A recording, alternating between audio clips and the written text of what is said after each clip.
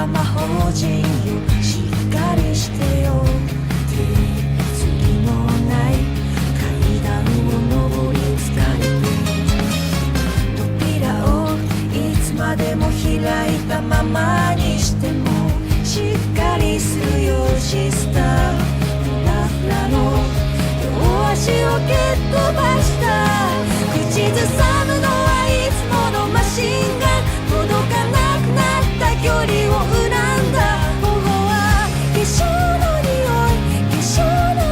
いがしてキラキラの灰になって踊った重力に逆らえずに踊ったあの日を君を二度目はもう離さない Twinkle Twinkle Little Star I wonder what you are Up above tower so high Like a diamond in the sky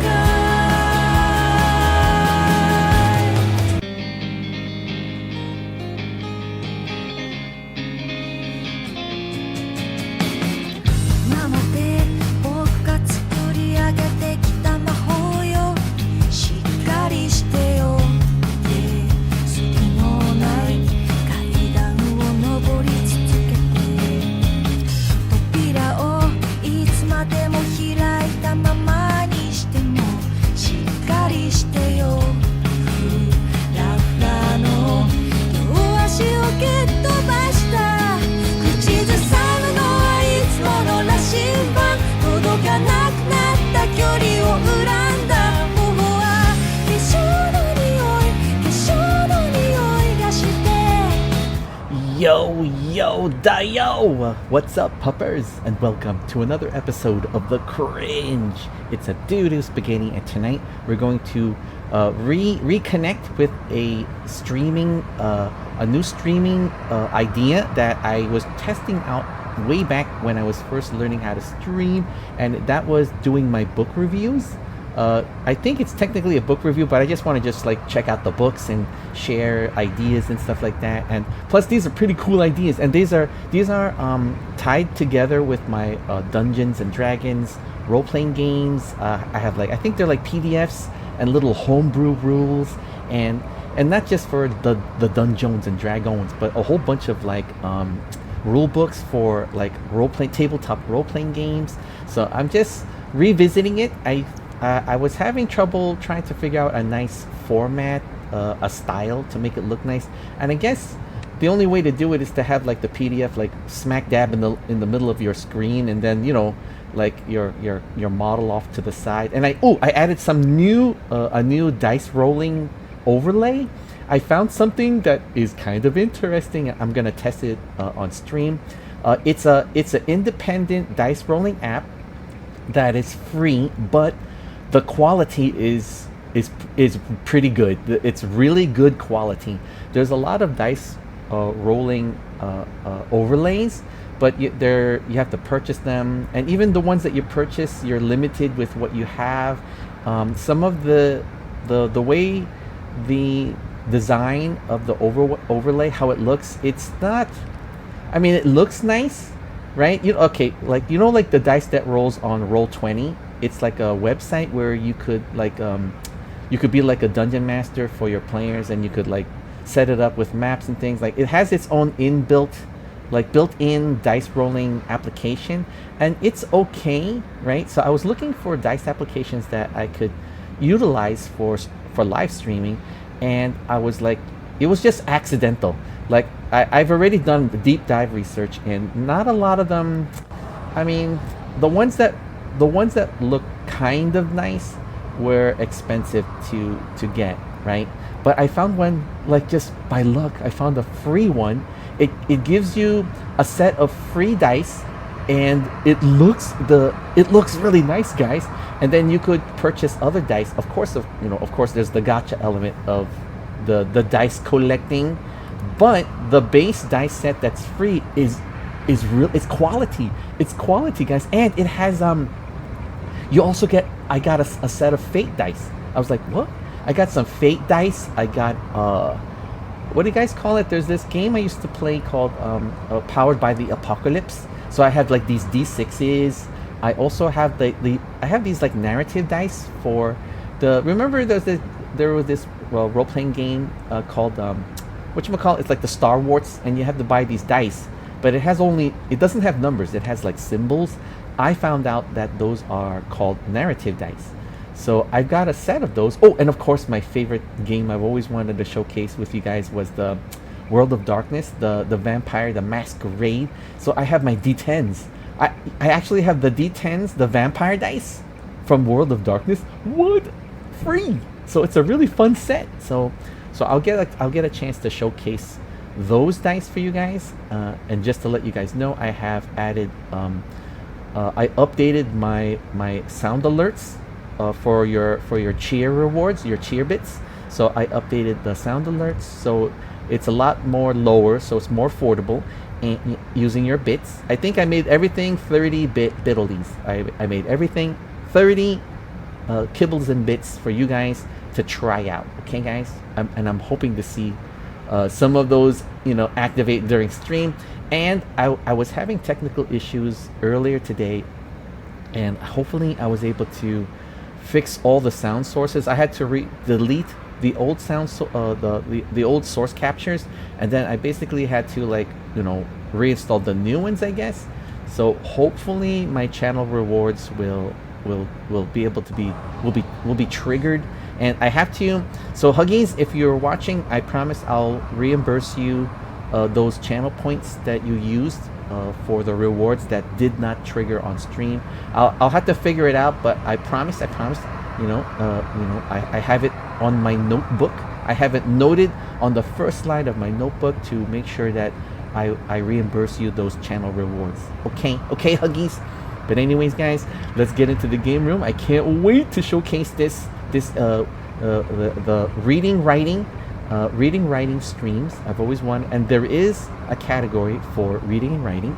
So I'm trying to figure out how to make it something, right? To make it like a cool thing. So I know I want to do some poetry reading. I have my reading the scripts, reading the Beast Wars scripts. I wanted to do some like voice work, kind of like, reading stories, I could read reading the bedtime stories kind of thing, so we'll see how that works. And I really want to get back to really sharing my books, my PDFs, my homebrew rules, all the different types of books I have. I have a huge library of PDF tabletop role-playing rule books that are my favorite. Okay, and it just so happens, just because the ones that I like to play happen to be given award recognitions, like that, award-winning books, award-recognized books, role-playing games,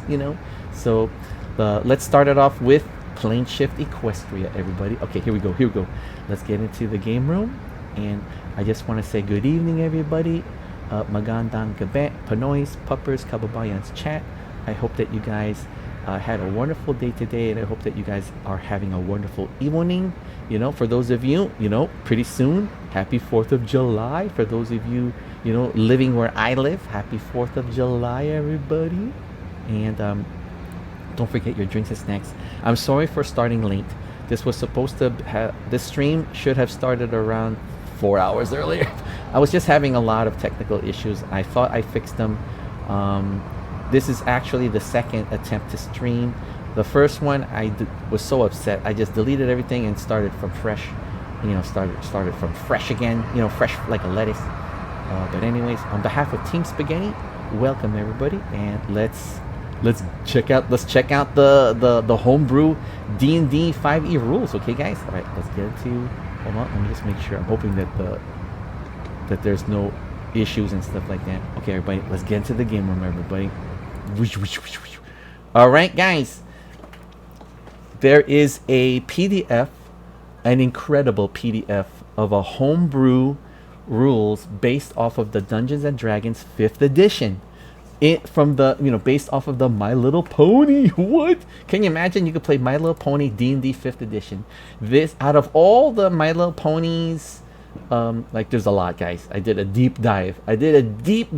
Of all the different Dungeons and Dragons 5th edition My Little Pony homebrew rules. This one, D&D Plane Shift Equestria, amazing, guys. Let me just hear. This PDF was last updated on August 2023. So it is the most current edition, and it is the Plane Shift Equestria, and it is so. I'm surprised. You know what? I am so surprised that nobody is streaming the Plane Shift Equestria. It is just too. Okay, I'll tell you. Okay, you will see as we check out the book, right? As we check out the PDF, it is made with so much love. Out of all the different My Little Pony Dungeons and Dragons role-playing game homebrew rules, this one literally feels very well researched. It's balanced, it's fun. The way it's presented is just very immersive. But overall, there's a sense of like love. There's a big sense of love, guys. All right. So for those of you who are curious and you've heard about these tabletop role-playing games, the tabletop role-playing games, there's all kinds, right? And surely you guys have heard. I mean, surely. Hello, the movies out there, Dungeons and Dragons. Okay, so Dungeons and Dragons. I believe that they're going through some kind of thing. Right, I think there's a 6th edition coming out, and Critical Role is now, I think, using their new rules called. I think it's called. Is it Daggerheart, guys? Is it Daggerheart or is it Dungeon Heart? So they're using they've switched to their new RPG, I think, but I'm not too clear. So if you guys know any of any of the goings-ons, please let me know here, okay, guys? But so these are the dice. Check this dice roller out, guys. Okay, hold on. Let me just make sure that the stream is looking good and that there's nothing, I'm so paranoid about all my technical issues and stuff like that. So check this out. Check out this new. Okay, it's in my about page. You guys could get it for those of you who are looking for applications, especially dice rolling applications for your Dungeons and Dragons / role-playing game streams / YouTubings. Okay, so check this out. Okay, so when the main, I would say there's all kinds of dice, right? But the main dice, they're called polyhedrons, right? They're different shaped dice. So this one, check this out, is the D4.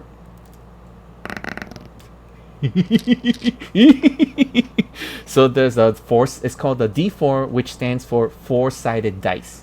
The D stands for dice. The 4 is the sides.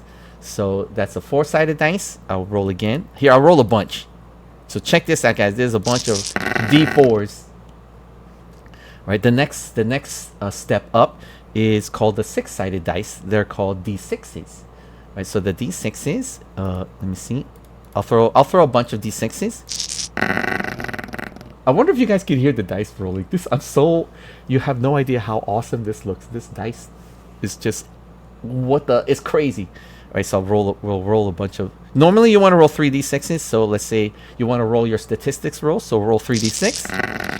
Right, there you go, and then you add it together. So 5, 6, 7, 8. So you roll the 8 for strength. Whoa, okay, that's pretty strong. But then again, if you have this, if you roll the 18. All right, feel this. All right, now you're gonna roll for your intelligence. Roll 3d6. 4 intelligence. All right, then the next dice. This one's called D8, 8-sided dice. They look like this. All right, so that's the 8-sided dice. There's 8 sides on it. It kind of looks like a diamond. It looks like a diamond. And then there's this. There's a dice called percentile dice. Okay. So basically, you could roll a d10. So there's a 10-sided dice, right? So it's numbered 1 to 10. But then there's a second dice that is the percentile part of it, right? It's like the 10s, 20s, 30s, 40s, And then when you combine the dice, it'll be a percentile roll. So it'll look like this, right? So that's 0, 0, means it's zero. It starts at 0, and then that 3 means it's 3%. So we just rolled 3%, right? So the potion, you got bitten by a snake, right? And then the effect of the poison on your body is, you got 97%. You got affected. You've been poisoned. No, the venom is burning. So it's like that. And then there's a 12-sided dice. So this is what it looks like. There's a 12-sided dice. I love this dice rolling app is just crazy. All right, so that's a 12-sided dice. This is you're going to be using a lot of, surely you guys have heard what a 20-sided dice, right? So if you crit roll, right, that means you rolled the highest number on a 20-sided die, which is the 20. If you crit fail or blunder, it would be you roll a 1. And then, of course, things will happen if you roll a 1. Like, terrible things will happen if you roll a crit fail. Incredible things will happen if you roll a crit roll. So it looks like this. I wonder if we're going to get a crit roll. Here we go. All right, we rolled an 8. I love this dice. This dice rolling app is just hilarious. All right, so that's the dice. The dice app, for those of you who are curious, who are interested in it, it's dddice.com. I have it in my about page. What a wonderful application that I accidentally stumbled upon. I've been deep diving for dice rolling applications. I would say all of them are connected with a website for role-playing games, right? So I have to get that site to get access to the dice. So I've been trying to find something that's independent, and lo and behold, guys, DD Dice, you guys are awesome. This is awesome, DD Dice. The dice, DD Dice. Amazing. Okay, so let's continue. So this book is called here, Planeshift Equestria. It's a homebrew for Dungeons and Dragons 5th edition. And look at this. This is amazing. Here, hold on. Check this out. It's very well organized. You got your table of contents here, civilizations, nations, and cities. So the first thing right out the gate is that it gives a nice opening here. It says here, Equestria is the major power of Equus. So it revolves around Equestria, which is, I'm guessing it's the main continent. And then there's different languages. So just as I scroll here, so one of the major nations is, of course, there's Equestria. There's the Crystal Empire. There's the Sequestria. Like, what? There's Sequestria, right? Then there's different types of, there's dragons in here, of course. There's dragons, hippogriffs that roam, changelings. I remember there's the changeling hives. From I'm a brony. I can't help it. I watch the show. It's amazing. So I'm looking at right now the different types of languages. So there's Ponish, Griffin, Undercommon, Draconic, Zebracan, Canine, Cloven, Abyssal. I'm looking at Abyssal. That's the Minotaurs, goats, right? Demons. Cloven is yaks. Of course, there's also Minotaur and elks. I was thinking maybe I could be a canine, create a dog character, create doodoo spaghetti in the world, which would be hilarious. But then I want to be a pony too. I want to be a pony. Or a griffin. A griffin sounds really cool. There's a griffin here. And then over here. And then there's a section of the different religions. So there's religions. And you know what's really nice? It's not over the top. Like most, I don't know why, most, well, I guess it's normal. Most role-playing games, when they have like the, okay, so we have a basic one-page, short, sweet description of the civilizations, nations, and cities, right? Most role-playing games, they would have like 50 pages of this, 60 pages of civilizations, nations, and cities. It's really nice, nice, short and sweet, right? I'm looking at the idea, the areas that I'm thinking of right out the gate that I want to explore is the Crystal Empire. I want to check out the Griffin Kingdoms, right? There's a capital called Griffinstone in the Griffin Kingdoms, but I really want to explore the Crystal Empire, or at least hang out, discover one of the changeling hives. That would be kind of cool. Right, so then we go here. And you got a nice one page, not like 80 pages of religions, you know. So it's, and look, the art's really nice. It's like laid out, it's organized, two column. So right out the gate, I'm looking at the religions, right? There's the cult of the Alicorns, cult of harmony, cult of Rebdar, the Four Winds, and the cult of Discord. I'm already looking at the cult of Discord. I'm thinking, right? So that's right. So you guys know, yeah, right? I'm surely you guys are fans of the My Little Pony animated series. I think it's already canceled, but I really enjoyed that series. It was amazingly written. It was beautifully drawn. I love the new modernized character designs. Compared to the classic My Little Pony artwork. Oh my goodness, it was just an incredible body of work. And I think it's several seasons, and I actually watched from the beginning all the way to the end. And there's I wouldn't say social commentary. There's surprises. There's some episodes that are wonderful surprises. My Little Pony had a Dungeons and Dragons episode. They had a Marvel Universe DC Comics episode, right? They had an episode that's kind of like what's that show where everybody sings? It's like the whole show is about, like, there's no normal dialogue. It's like singing and stuff like that. Oh, dang it! What the heck? It's a show where it's just like everybody sings and stuff like that. So they have something like they had an episode like that. They have their dark episode, right? They have their dark episode. They have their goofball episode. They have a cornball episode. They had all kinds. It was just like an incredibly fun show that I would highly recommend for anybody to just relax and enjoy. It's a very easy, relaxing, fun show to watch. It's not heavy. You know what I'm saying? Some shows are really heavy on learning things and the all that stuff and the education and things. But this one is just fun. It's all about fun and friendship, and each episode is different. You might stumble upon an episode that will be a love letter to a certain genre. So I'm looking at some of the cults here. If I had to pick a civilization, let's see. Cloudsdale would be cool. There's Canterlot, Cloudsdale. I'm really feeling the Crystal Empire. I want to hang out in the Crystal Empire, and I feel that there's going to be a hidden changeling hive hidden within the mountains of the Crystal Empire, somewhere deep in the dark, recesses of the Crystal Empire. So that's what I'm feeling right now, right out the gate. And then for the religion, I think I would make my character a cult of Discord, right?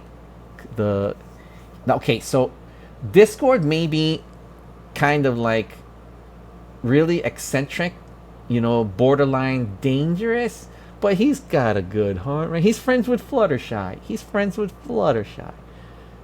So, but the cult of Discord, the Four Winds is kind of a cool religion. It's the Griffin. It's the Griffin's pantheon if you decide to play a Griffin character. Cult of Harmony, that's mostly like, I guess, probably around Canterlot, or the Major. I'm getting a feeling that because of the show, that the Cult of Harmony is like your default religion throughout Equestria. And then there's the cult of the Alicorns, the more hardline ponies. They're the more hardline ponies. Opposite of the cult of Harmony. Keyword Harmony versus keyword cult of the Alicorns. I'm looking at the cult of Rebdar. They're changelings, so there's a cult of like for the changelings to follow.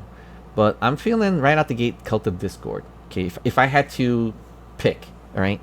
So let me see, and then they have a nice one page about the war, right? So there was a war going on between Luna. I remember Luna. Let's see. Luna and Celestia, the Nightmare War. I remember. Here, let me show you the picture here. So Luna and Celestia had a war during the ancient times. The light and the dark. The moon and the sun. Pretty. It's very. it's simple, but the imagery and the immersion is more potent. You know, most times, most RPGs, when you get to the war section, it's like 90 pages. You know, 90 pages, 120 pages of the war of the world, right? So very, very direct, right? It's simple, right? And you could already picture, you know, you have a quick vision, right? You know, one pager. Of course, me, I would side with Nightmare. I would side with you. You know, I would side with the moon goddess. You know, that's just me, guys. That's just me. So you got this light here, little description. Right, so just in the first 3 pages, you're already kind of getting immersed. Right, so we here. Okay, now we look at the races. Oh, look at this picture right here. This picture's so cute. Right, and meanwhile, let's see. Let me clear the roll history, and then let's check out my dice here. Hold on, let me see if I could. What happened to my dice? What happened to my dice? All right, hold on. Where'd my dice go? Hold on, I'm checking my dice. Dun, dun, dun, dun, dun, dun, dun. Okay, we have my dice here. Got this here. Okay, here we go.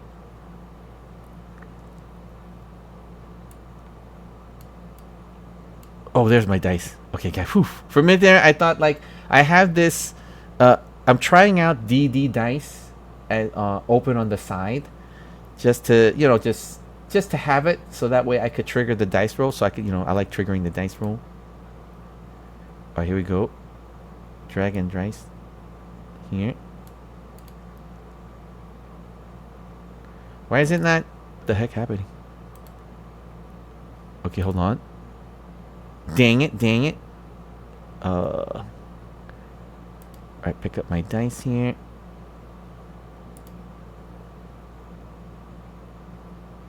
Oh, I think my game, what the heck happened? Wait, hold on, the website crashed. Oh man. Wait, hold on. Clear the table. Okay, let me refresh this. There we go. Alright, hold on. Alright, 3D, roll 3D6. Okay, phew, okay.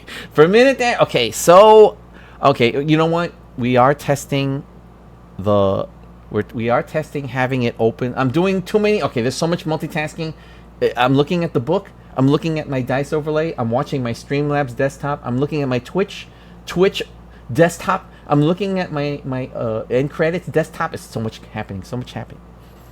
Alright, so let me look. So there's different ponies. Okay, so right out the gate, I'm looking at the ponies. So there's different traits, different races. So there's ponies.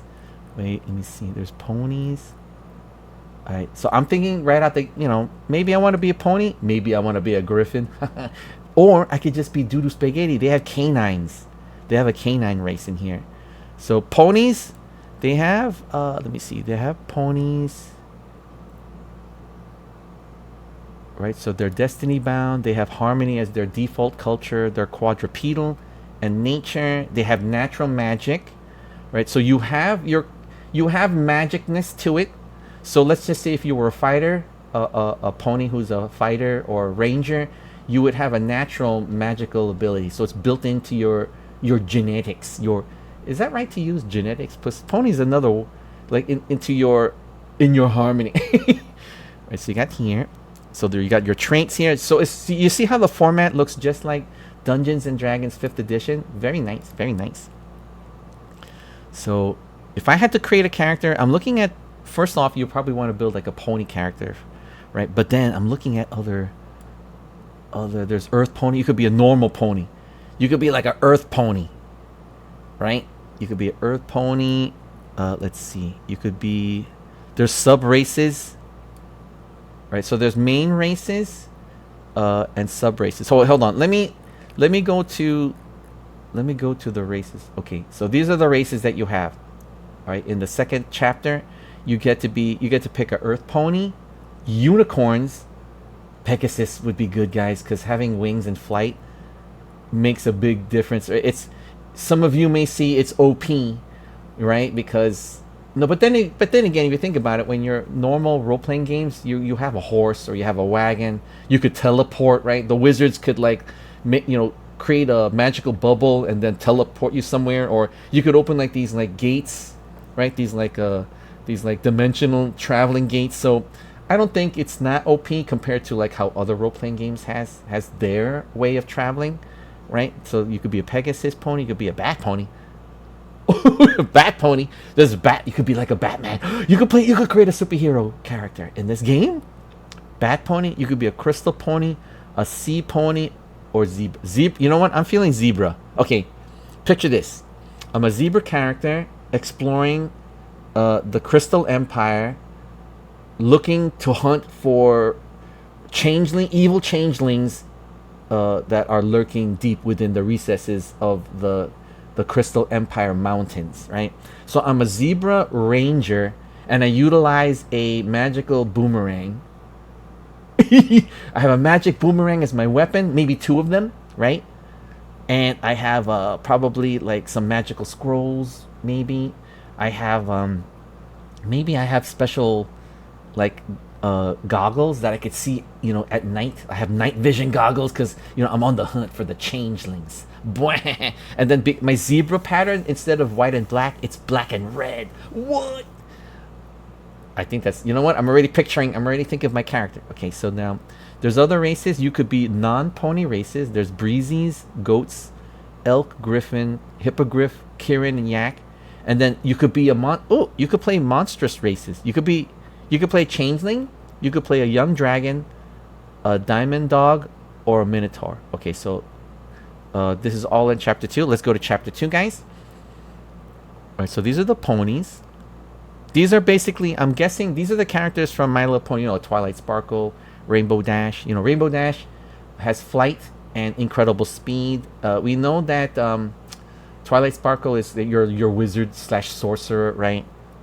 I would think that Rarity, she could build things, right? So Rarity is probably like your, like she could build like items and things like that. What's the word? Not artificer, right?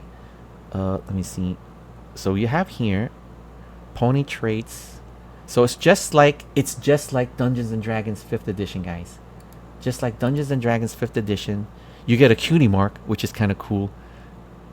Wait, so let's say if we were going to pick a pony, and for those of you who are not familiar with the My Little Pony animated series, there's all kinds of My Little Pony. I'm talking about the most current one that recently is done with. I think it's no longer showing. It's not the old school My Little Pony. It's the more stylized art style. It looks like this. It looks like this kind of art, right? So for those of you who are curious or have never heard of the show, for those of you who know the show, and whether you're a brony, wink wink, whether you're a brony or casual, somebody decided to make a Dungeons and Dragons rule set for use with 5th edition. So, and I'm still wondering why no one bothered streaming or making content using this rule set. It's brilliant. It's brilliant, well paced, very to the point, because as I was saying before, right, they give a list of religions here that are part of the world, 1 page, right? Most role-playing games, I'm looking at you, other role-playing games, they have like 90 pages of religions, right? I don't need to read. I mean, I enjoy reading 90 pages of religions because if it's written in a way that makes you, gives you the immersion, then that's wonderful. But if I could get the same sense of immersion, with 1 page, plus it's kind of cool, right? The way they write it, right? The way it's written, it's so succinct, right? It doesn't have the fluff, but it's also written in a way where it gives a little bit of flavor, but a little bit of coolness and a little bit of like modern style writing, right? So 1 page here. So I'm looking at pony. Anybody in chat interested in a race? Well, because I'll go through each one. So pony is kind of cool. I could be a regular pony, like non-magical. I mean, I don't know. That's challenging, right? Because you're going against like magical creatures. I mean, the world of Equestria is filled with magical dangers, right? It's filled with lots of magical dangers, and the normal populace of Equestria, like they have magic as like their as a utility, right? You know how like you know how you have like a what you call it, like if in the city you have lighting, right? You have light lamp posts and stuff like that. So they would utilize magic, you know, glowing lamps and stuff like that, right? For example. So here you could be Pegasus. Oh wait, unicorn sounds kind of cool, right? I could look at unicorn. Right, so the unicorn gets this. So they have their own thing. So the unicorns, let's say if we were going to be a unicorn, create a unicorn character, they have ability score improvements. They have an education slot. They use explicit magic because their horn is magical, and it grants them certain things, right? So let's just say, for example, we want to create a unicorn pony. So the unicorn has an innate ability with telekinesis. So we gain what's called Horn Hand cantrip as a wizard class, and at 3rd level we gain a 1st level wizard spell. So that's for example, right? So we have horn based casting. So a lot of our magical casting is utilizes our horn as a focal point.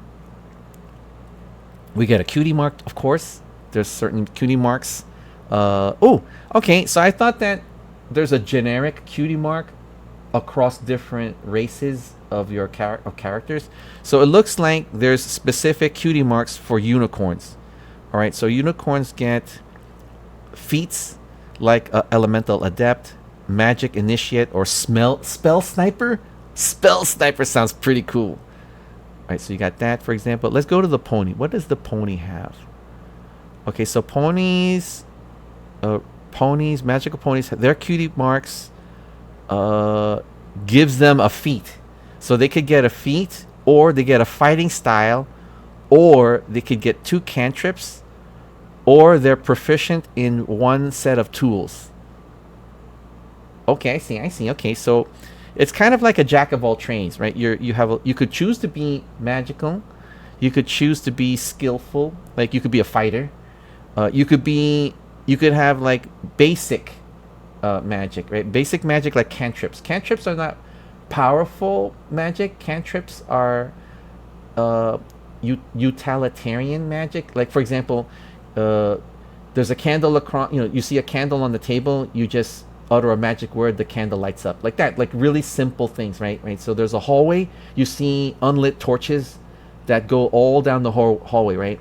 So you say a magical word, or you do, you say "a la peanut butter sandwich," and then all the torches would light up. So it's kind of like that. You have a cup, right? And you're thirsty, "a la peanut butter sandwich," and then it fills up with water. So you could drink from it. So it's kind of like that. So technically you're magical, but you're not really, kind of. So that's what the jack of all trades means. It means you have a lot of skills, but you're not great. You're not great at any one. Right. So this is a good default. Right. So for a unicorn, you're focused with sniping magic because of that horn. All right. Let me see what else we have. Okay. Earth ponies. Okay. So for earth ponies, their cutie marks are. They're allowed to get heavy armor. Oh, because as a normal pony you lack the ability. You lack magical ability. It looks like you'll get like a boost in armor, constitution. You're basically tougher. You get a better resistance toward magic. I think that's the feeling I'm getting. But this is going to be interesting, right? Because if you don't have magic as a normal earth pony, you're probably going to be able to get more equipment, right? So it says here, as an earth pony, you'll get an increase in strength. You'll be the keyword. You're going to be adaptable. So in most situations, you'll be adaptable. You could choose one martial weapon, one artisan tool or musical instrument, and one skill to gain proficiency in. So you get 3 things that you become proficient in. So, you're looking at a weapon, you're looking at a magical instrument, which could be technically a magical musical instrument that will, the horn resounding, right? You're a normal earth pony. Okay, picture this. I'm a normal earth pony wearing Celtic armor, right? I have a spear. No, I have a halberd, right, in one hoof, and then over my back I have the horn resounding, a magical horn that once activated, creates this loud sound, devastating sound that creates damage, to multiple opponents that happen to be in front of the horn resound, the blast of the horn resound. You guys get it, right? Right, guys? So let me look here. Let me roll some dice again. Right, 3d6. All right, so your strength is 6, 7, 8, 9, 10. So you got a 10 strength. All right, so I'm showing examples, right? You got hit with a dagger. A dagger suddenly hits you from behind, and you take 1 point. Oh, you get 1 point of stabbing damage. Ah, my back, damn you. I still got that here. Okay, so now you get to be a Pegasus pony. All right, so for Pegasus pony, you get the freedom of flight. So these are some of the keywords. There's keywords of what you'll get. You'll get an ability score improvement. You get magical flight. You get wing magic. You're a cloud walker. You're a natural athlete. For the cutie marks, for Pegasuses, you get one following feat. You could choose mobile, charger, or weather magic. So that's all right. Interesting, right? Pegasus sounds kind of cool if you think about it. But unicorn, you get one of the following. You get elemental adept because you're magic initiate, but my favorite, spell sniper. Hello, I could be a unicorn assassin. Okay, magical unicorn assassin, traveling the Crystal Empire, on the hunt for evil changelings. What? Roll to attack. Dang it, missed.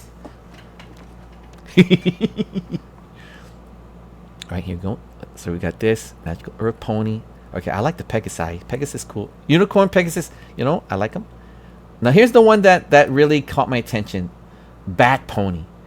What the heck, Bat pony. We could literally become like a Batman. We could be we could be a superhero. We could be a superhero in Equestria. Alright, so bat ponies.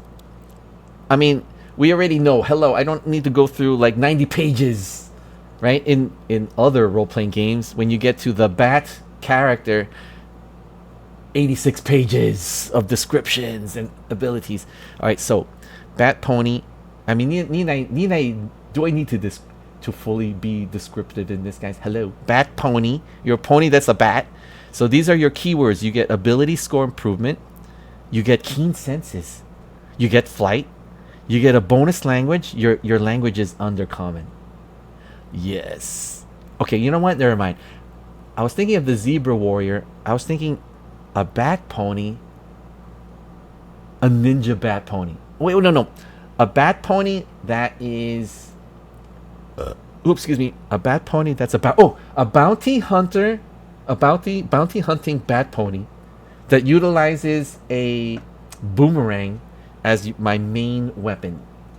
What? And I got magical scrolls and gauntlets and armor and things like that.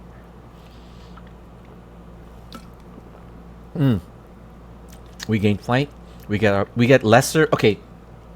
Unlike the Pegasus here on the side here, the Pegasus, they get cloud walking, but bat ponies get lesser cloud walking. Okay, so you know what? Any kind of cloud walking is good in my book, guys. Lesser, greater, middling, it's all good, right? Cloud walking. lesser, greater, middling. It's all cloud walking. you guys, you guys must surely know where that meme comes from. I'm not gonna say anything, okay? You guys should know that lesser, middling. It's from The Witcher. It's from Witcher. Okay, here's a cool one. Oh, I think some of my friends would want to build a crystal pony. So you could be a crystal pony. All right, so here's some of the main. Right, for a crystal pony, you get a ability improvement, you get a proficiency, you get a hardened coat, your crystalline skin, and you get toughness. Right, you get toughness. All right, so that's nice and simple. Sea ponies. Right, so if we wanted to be like a Aquaman, Aqua Pony, you get ability improvement, you get a size,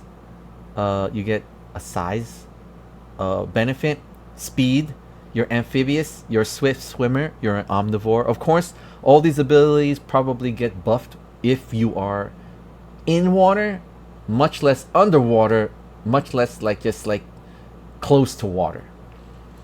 This one was my original idea. I want to see this. I wanted to be a zebra adventurer.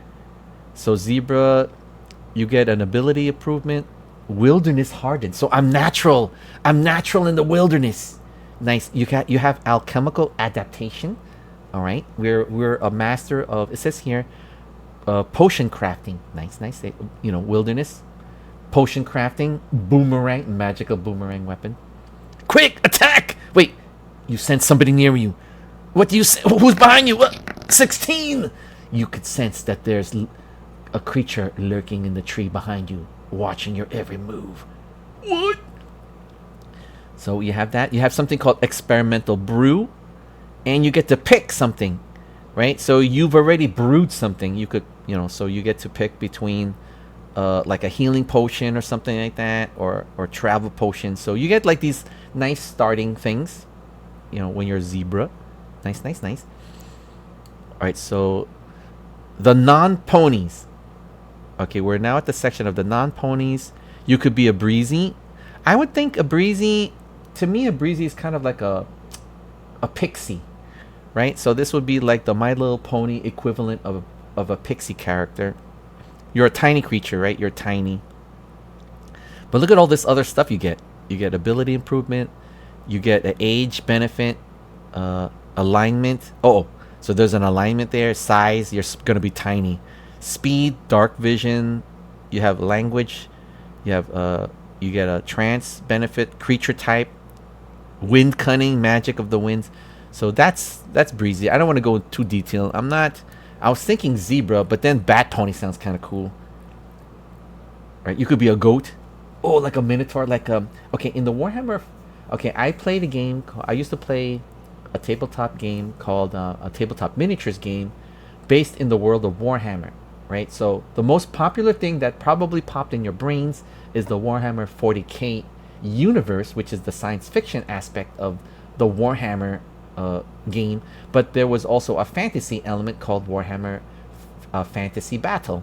So one of my favorite races slash miniatures that I collected, and I still have the collection, are my Beastmen. So the Beastmen are basically goat people, right? Goats. So you could play a goat character. If I was gonna play a goat character, I was gonna be a grizzled warrior that survived the war of sun and moon. So he's gonna be a little bit more older, more gruff, right? He's gonna be like Rex, the clone, from Star Wars, Clone Wars. So he's gonna be like a Rex voice like this. Hey, what's up, everybody? I'm traumatized by the war, but we know that it never really ends. So I could play. Ooh, that's a nice idea. Right, that's a nice idea. Oh, suddenly you get attacked. You a surprise attack. 3 arrows launch in front of you, and 1, 2, 3. 1 arrow crits you. Oh, and you suffer 7 points of damage. Oh, dang it! Dang you! Mysterious foe hunting me. Right, so I got ideas for the goat character right out the gate. Right out the gate, guys. A grizzled warrior, grizzled veteran of the War of Light and Moon. Alright, I got that one here. You could be an elk. I'm looking at you, Arthais. I'm looking at you, Arthais. There's an elk character. You know, Haruka. Haruka. It's Haru. It's Haru. So you get an elk trait, right? So if we were gonna play an elk, there's two. Ooh, it looks like there's different sub species of elk. So there's the wild elk and the snow elk. You know, I'm looking at snow elk. You know, I'm a big fan of The Empire Strikes Back, guys, and I just absolutely love the scenes on the planet Hoth. And plus a lot of like you know, in Game of Thrones, like the fantasy and like science fiction movies, if it's in a snow environment, I am in there. Hello. So I would probably create a snow elk character. And you got like these are your lists here. It's just like set up like Dungeons and Dragons 5th edition. So you'll get like a age benefit, ability increase, alignment, size, speed. You get something called blessed horns. You get languages, right? So there's, and then as a snow elk, you'll get these additional things like ice bond, bonus language, frost pelt, right? So we have better resistance in the cold environs.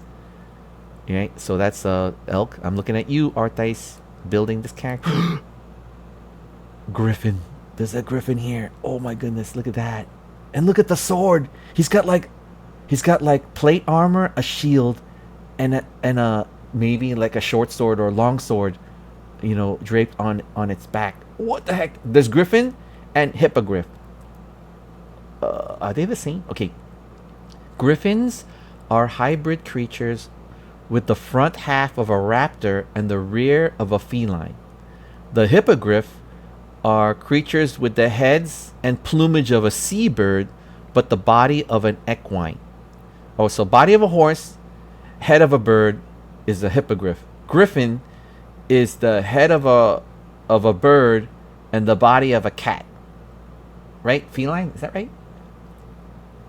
Oh, you know what? These would be the soldiers. All right, if I was going to be a dungeon master and I was going to world build that, these are the soldiers, right? So let's just say you're visiting Canterlot. So the Canterlot soldiers would be probably hippogriffs, right? So probably the default warriors of like villages that you encounter would probably be griffins and hippogriffs. Of course, there would be ponies that would be the soldiers of the main capital, you know, in Canterlot. Let me see here. So this would be a nice character, but I'm thinking Bat Pony. I'm thinking Bat Pony, guys. Let's see. We got this here. Should I play some music in the background, guys? Here, let's test this. I'm testing out. This is my return to the reading book review stream. So let's do this here. I'll have a soundtrack in the background, and I'll see if it becomes annoying. Okay. So let's do this here. Alright, so we got this. Hippogriffs.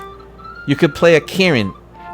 Right, to me, I'm not sure. Okay, that's the picture of the Kieran right here. So the Kieran is a small, let's see, they look like baby deer or something like that, right? And they have a horn also. So I'm not sure what the Kieran is. Alright, they speak Draconic. Oh, wait a minute. What is a Kieran? Okay. An isolated folk who live in small hilltop villages. So they mostly live around the hilltops. The Kieran are sources of many legends among the more civilized. Tales of beasts of great strength and fierce flames that drive away any intruders of their lands abound. But the reality is even more unbelievable. Kieran emotions are so strong that they create... Oh, okay. So Kierans are emotions. They use their emotions to create magic. So the more oh, wait. So that's kind of like Sith Jedi kind of feeling, right?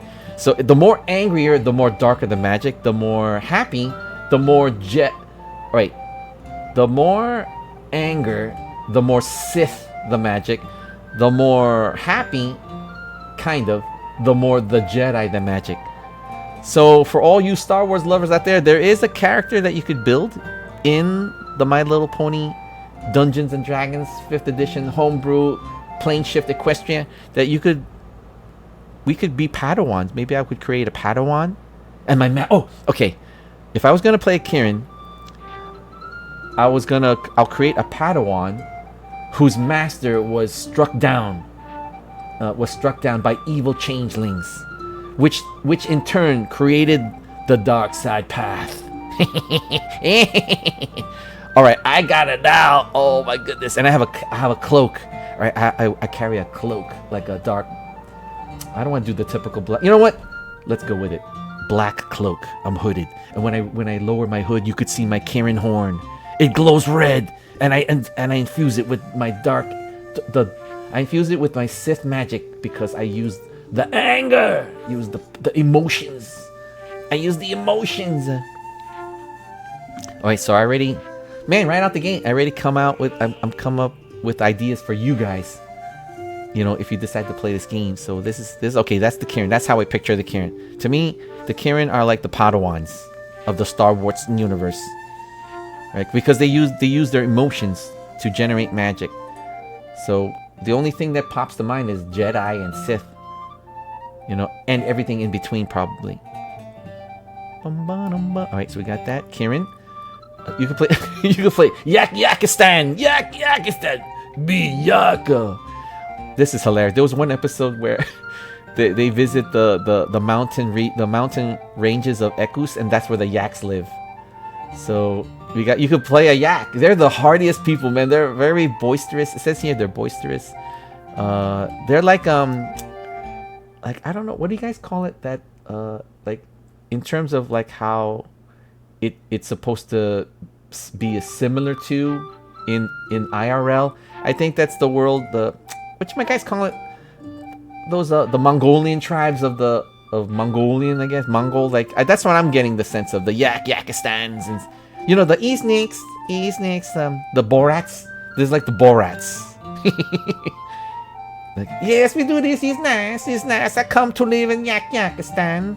You know, I come to visit the Canterlot for my adventures. Do you know? Do you understand? Like that. That's how I would. You know what? That's how I would build my yak character. You would be a Borat. That would be hilarious, guys, to have someone create this character. All right, quick 3d6. Let's roll. Let's roll your dexterity.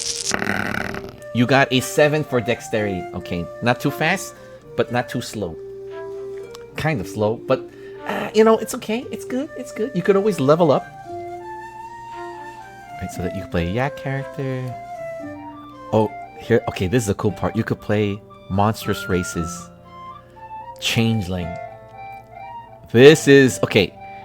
If I had to do a campaign, if I was gonna DM a campaign, I would probably pitch the evil I like to call it the dark campaign, where I would try to see if my friends would want to create dark characters. Like, I mean, there really is no evil in the My Little Pony universe. They're just misunderstood, but as a base, you know, you're allowed to play some monstrous races. I would right off the gate go for Changeling. I would go for Changeling.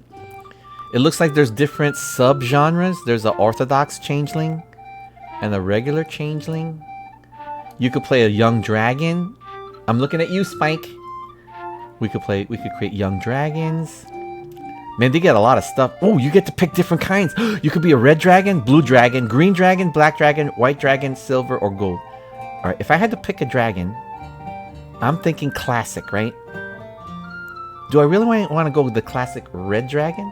Or I was thinking something darker. I could be a blue dragon.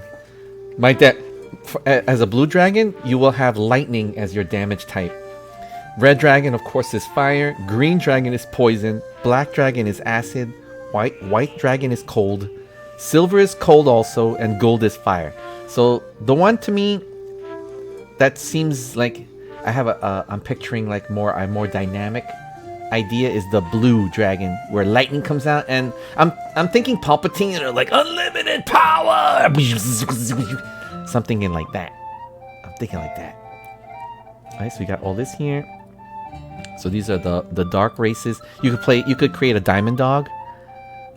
So I would probably maybe a pit bull or something like that. I could be. There is an episode with the diamond dogs, right? The diamond dogs they're like miners. They're like dwarves kind of, right? So they go and how they dig, because hello dog, right? They dig into the earth for greed. They're greedy, so they're looking for quote unquote bones, like, which is like the equivalent of gold, not actual bones, but they're looking for gold riches, rubies, like undiscovered like treasures and stuff like that. So that's the diamond dogs, right? And their main thing is diamonds, hence the diamond dogs, right? So they're more like, I'm picturing like a dwarf. They would kind of be like the dwarves in the My Little Pony universe. Because look, you get dark vision, you have powerful build, right? You're more like a stocky frame, right? You have increased abilities for like digging and being accustomed to underground adventures, right? So that's the diamond dogs. Ooh, Minotaur! You know what? Right out the gate, forget this. Right, forget being a changeling. I want to be a Minotaur. I would be right out the gate. You could be a Minotaur. All right. Oh my goodness, you could play a Minotaur. Do I need to explain? You could be a Minotaur that's a bull-headed biped that traces their ancestry to constructs made to serve the ancient goat empires. I live in the maze. Okay, I live in a maze. Okay, picture this. All right, let me think. If I had to create the inspiration for my Minotaur, all right. I was once the master of my maze, but dark forces have forced me out on a path of vengeance. Minotaur craze. Whoa! Quick, roll to attack! Roll to attack! Miss. You may escape next time, but I shall. Sniff, sniff, sniff, sniff, sniff, sniff. Wait, roll perception. Roll perception. 17. Ah, I got your scent. You can't escape now. Oh my goodness, I'll be a Minotaur. But check this out. Okay, for all you Minotaur lovers out there, these are your keyword benefits. You get an ability score increase. You got age. You have alignment.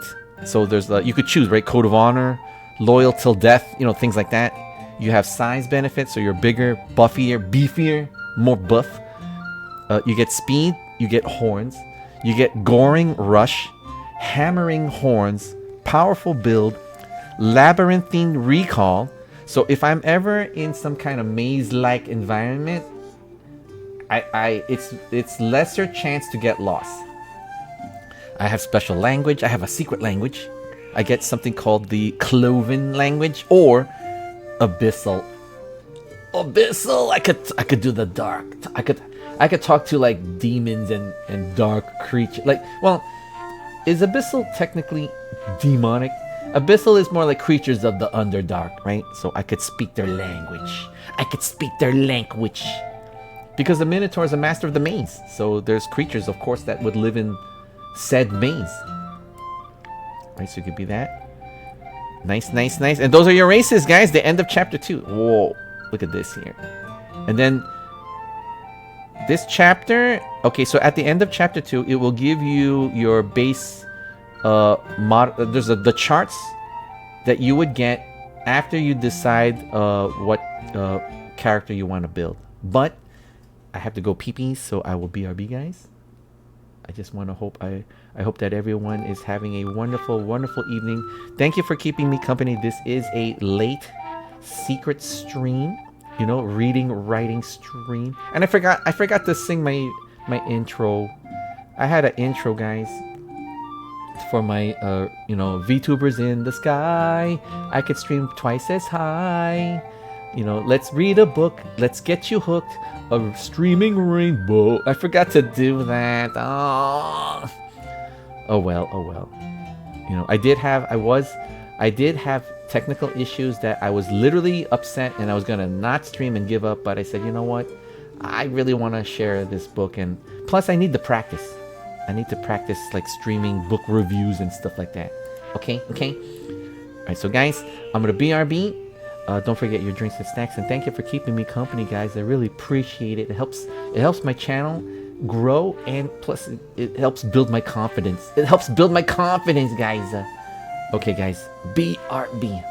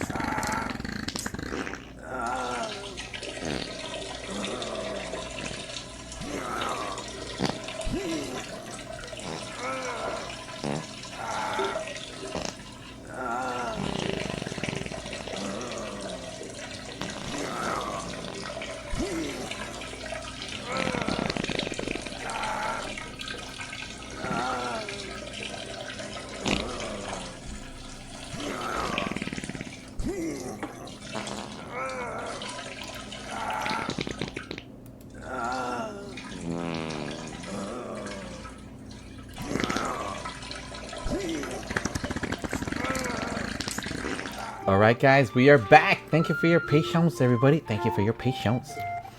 Alright, so let's just say I had some ideas, right? So it's kind of cool, right? Like how I'm checking out the book, but because it's not 90 pages of religions, 90 pages of character descriptions, 84 pages of world, world background, like I've already got ideas for like a bad pony, a minotaur, the Yakistan, like things like that. So let's just say if we stayed with my impressions, so we would get, say, if I was a bad pony, we would have it has your base height, 2 foot 8 inch tall. Man, we're tiny. Then there's you get your height modifier. Okay, so we have a height modifier, we have a base weight, we have a weight modifier. So it gets more into detail, right? So you could get a basic overall height and weight and size. There's different cults. Okay, so I mentioned that I was interested in the cult of Discord, right? So my alignment would be chaotic neutral. Okay, that's good, right? So chaotic neutral to me is you're not bad, you're not good. So what would be the best representation of a chaotic neutral? So that's the Guardians of the Galaxy. Hello! Guardians of the Galaxy are basically a band of chaotic neutrals. Right? So they're heroic sometimes, but they're not heroic sometimes. What's the saying, right? Let's do a little bit of good, a little bit of bad, and explore the galaxy. So that would, to me, at least right out the gate, if you guys are having trouble, like what is a chaotic neutral, right? So if you're not familiar with role-playing games, right? The idea of alignment, look, let me just put it out there first. The idea of alignment is debatable. But I played role-playing games when there were no role-playing games, right? So during the golden age, there were all kinds of role-playing games. There was Call of Cthulhu, there's Villains and Vigilantes, the Marvel Superheroes game produced by TSR, there was the DC Comics role-playing games. Of course, there was the Dungeons and Dragons, GURPS. There was GURPS, the generic universal role-playing system. I'm trying to think what other games really quick. There was a Western game. What was it? Boot Hill. There was Boot Hill. There was Paranoia. So during the golden age of role-playing games, there were all kinds of mechanical systems. There were all kinds of rule styles, different types of dice mechanics, right? So having alignment, for some reason, I don't know why it's such a big thing in today's times. Alignment is just an idea to give you a baseline for how your character technically behaves, right? Of course, you could choose how your character behaves, but it gives you at least a baseline. So chaotic neutral, to me, is Guardians of the Galaxy. Lawful good would be, let's see, lawful good would be like Indiana Jones, right? Indiana Jones is, well, no, he's not lawful because he steals artifacts, right? So that's technically not lawful. So Indiana Jones would be good, right? So who would be lawful good? Lawful good would be, let's see, lawful good would be, like, I mean, I don't want to say sheriff, right? Or police officer. I'm trying to think of in the movie. You guys have an idea who, wait, lawful good, sorry. Oh, no, RoboCop. Hello. RoboCop would be lawful good, right? Stop in the name of the law. You're coming with me. You know, dead or alive. You're coming with me. You know, like that. So that's RoboCop. He would be lawful good, right? I would say Witcher. Witcher would feels more chaotic neutral, right? But he is kind of good. I would say chaotic good, right? He would be chaotic good. Lawful neutral. So there's all kinds, right? There's chaotic good, chaotic neutral, chaotic evil. Right, so there's lawful neutral, lawful good, lawful evil. Right, so there's like I like to call it the 3-3-3. Right, so there's so what would be, okay, I really don't want to go into detail, but if you have any questions, let me know. If you are wondering like who would be a lawful evil, like lawful evil would be Palpatine, right?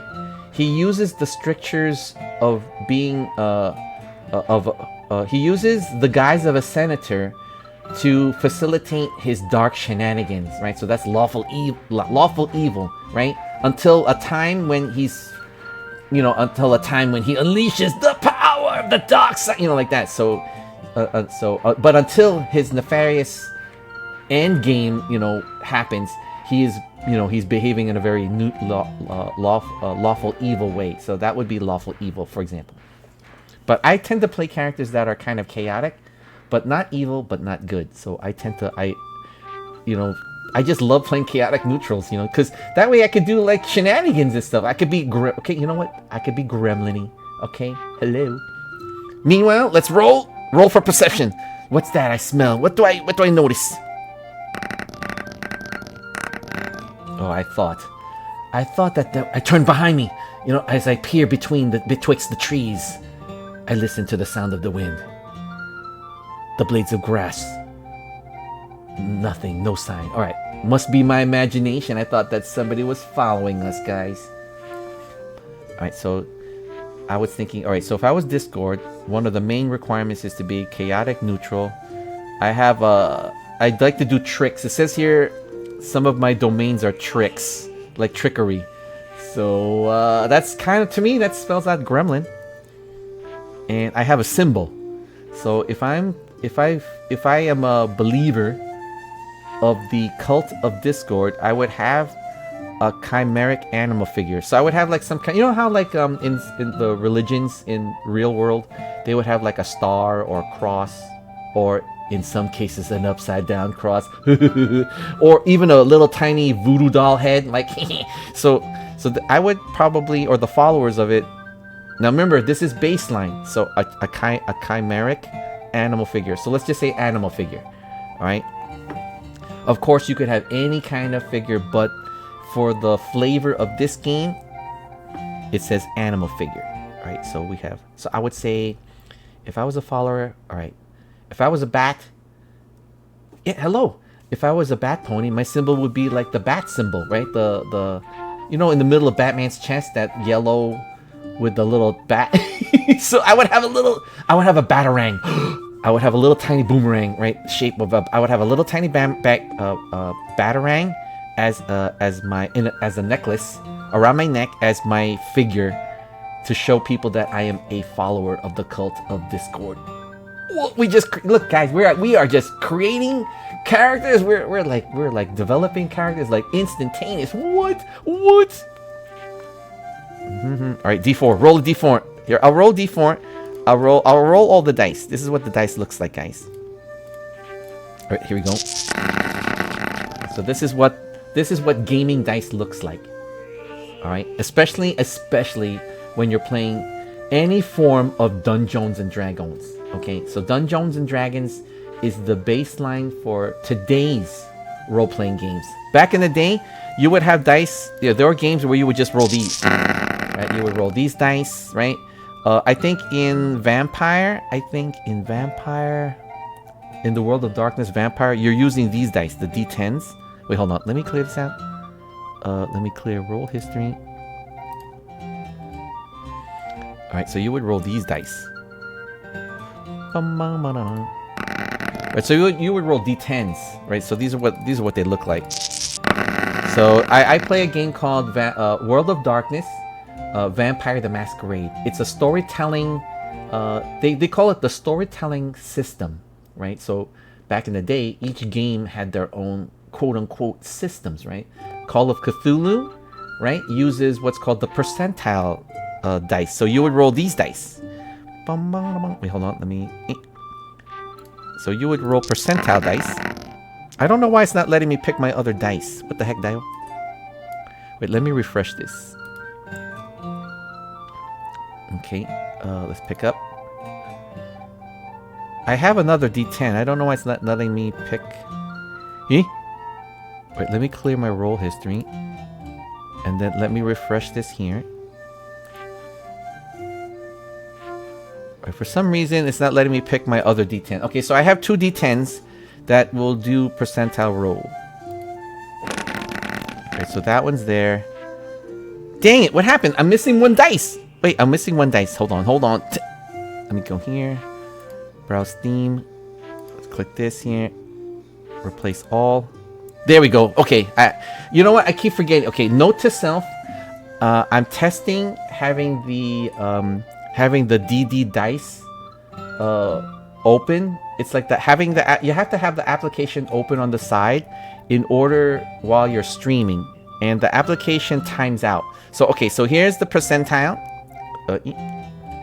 So this is the percentile dice. So roll here and there.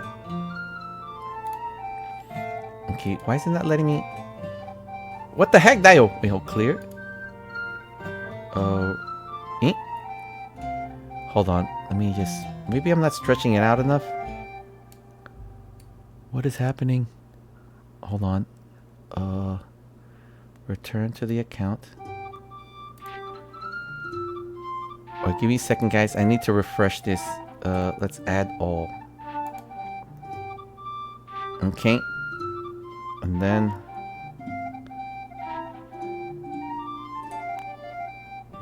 Alright, here we go. These dice. Why is it not letting me? Alright, so these dice here. This plus this. Okay, here's percentile. Here's a sample of percentile rolls.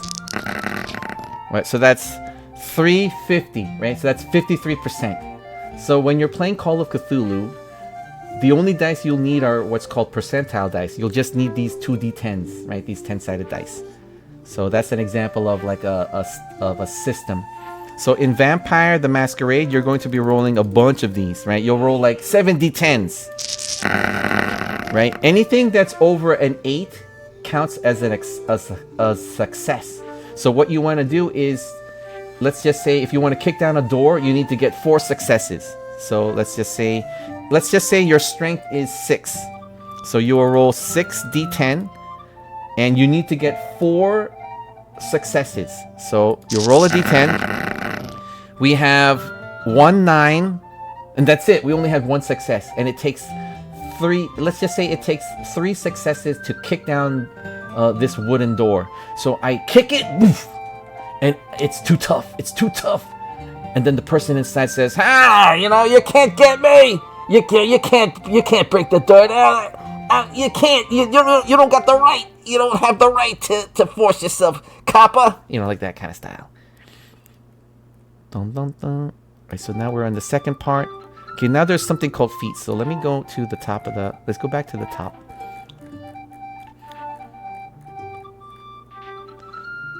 Right, there's only 37 pages for this PDF, and I'll be honest, guys. Okay, you see how the races, chapter 2, has like maybe several pages of character races and that you could pick from. Most RPGs the race section alone is like 100 pages. Like it's like 100 pages. This one, short and sweet, but it's also written in a way where it gives you inspiration and it makes you just like dream and stuff like that. So we got this. So we're in chapter 3, which is the character options. So in chapter 3, it's similar to Dungeons and Dragons 5th edition. You get something called feats, and you get something called class archetypes. Okay, so what is a character feat, right? So in Dungeons and Dragons 5th edition, you know what? Basically, in any kind of role-playing game, you get feats. Like, let's just say you want to be a healer, right? And then there's all these other feats below it, right? Like, say you want to be a combat healer. You want to be a surgical healer. You want to be a magical healer. You want to be a healer of using potions and stuff like that. So, like, kind of like that, right? If you want to be a fighter, I want to be a swordsman. I want to be able to use what do you guys call those swords from the Three Musketeers? Like, I want to be able to wield a rapier, right? Like, I want to be like Zorro, right? So there would be feats that would allow you to, fight like Zorro, or there's certain feats that will allow you, certain combination of feats would allow you to shoot your gun like, like the Guardians of the Galaxy, like that kind of stuff, right? So that's what basically kind of feats is. To make it really simple for those of you who are new to the role-playing game, but you don't know, you want to have fun and you want to try it, and and to be honest, this section of feats here, any other role-playing game will have 256 pages of feats. So here, I'm glad that we're getting a chance to showcase a nice simple way introduction. Okay, introduction. So let's look at the feats that we can get. Meanwhile, let's roll the dice. I'll show you the dice that's in the game. So you get a D4, D6, 8-sided dice, percentile dice, a D12, and a D20. So this is what the dice look like. I love my dice rolling app. It's the coolest thing. All right, so this is what the dice would look like when you play your role-playing games, especially if it's fantastical. All right, so let's look in here. We got our races here.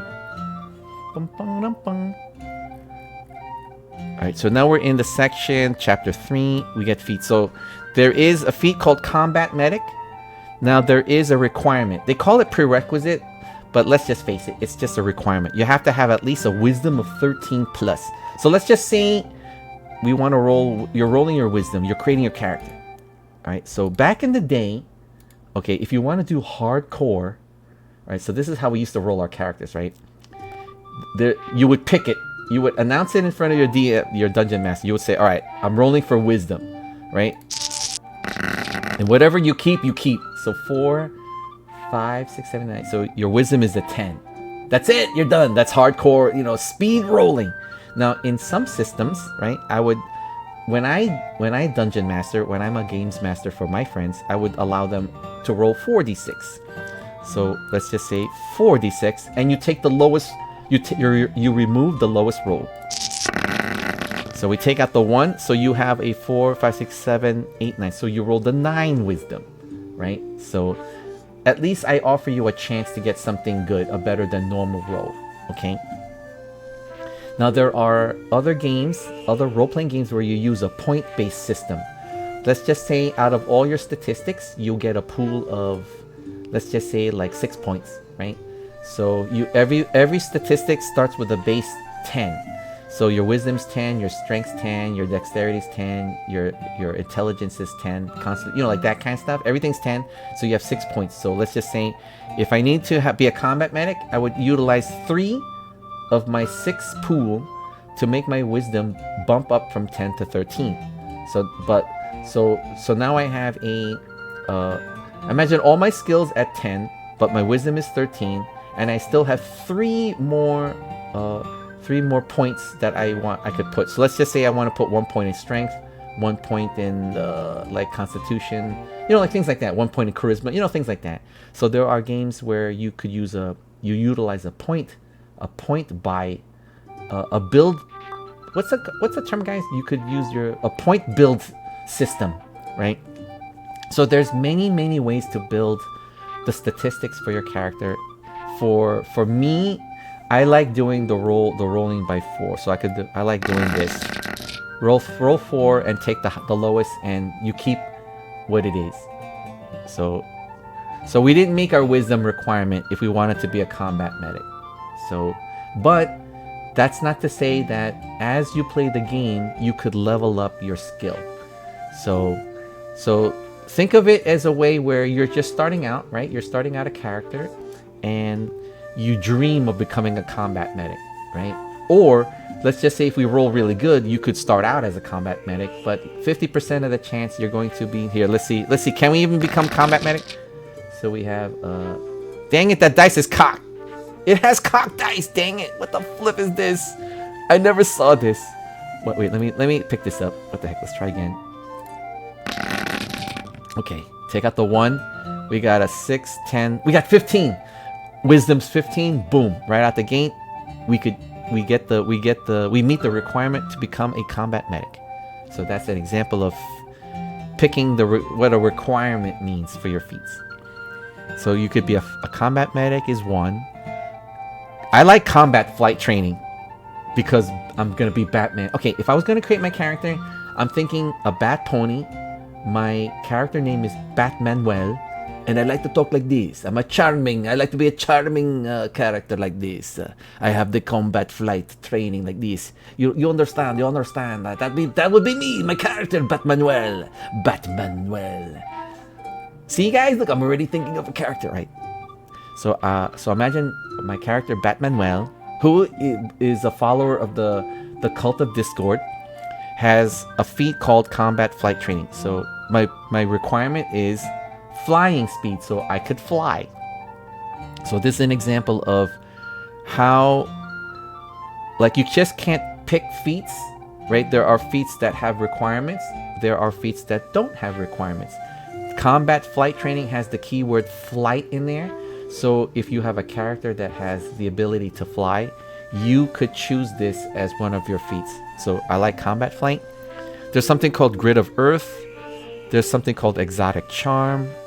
There is something called the requirement is if I'm a bat pony. And it's funny how I was talking like this, like trying to be like this charming like bat character. And then lo and behold, we have Exotic Charm. So I can be charismatic, to the ladies. Hello there, ladies. My name is Batmanuel. Alright, so we have something called Strong Jaw. Okay, now, these feats are part of the world, the world of Equestria. So these are the My Little Pony feats. You could also use the feats in the Dungeons and Dragons 5th edition rulebook. So I think the Dungeons and Dragons rulebook has like 96 pages of feats, right?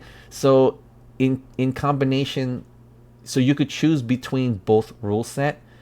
The feats in this are flavorful and baseline toward the world of My Little Pony.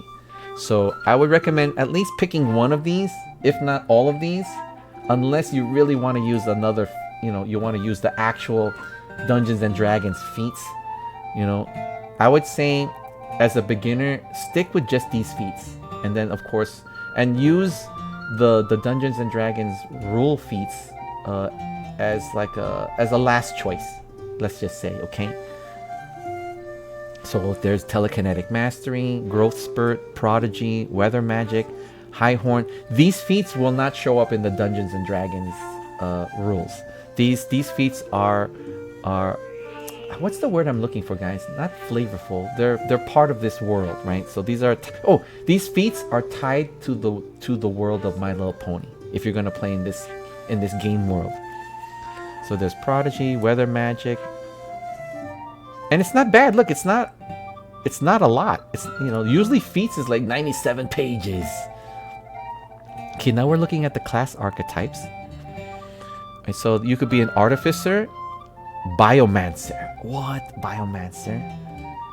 You make bioweapons, maybe? Like, I'm not sure. Because the word bio, I'm thinking like the scientists that like to manipulate genetic material for nefarious. Sorry, guys. Sorry, guys. Excuse me. I'm drinking a lot of gamer subs. Please, nobody clip that. Please, nobody clip that. Wait, so I'm thinking biomancer. What comes to mind? The magical scientists manipulating genetic material for nefarious means.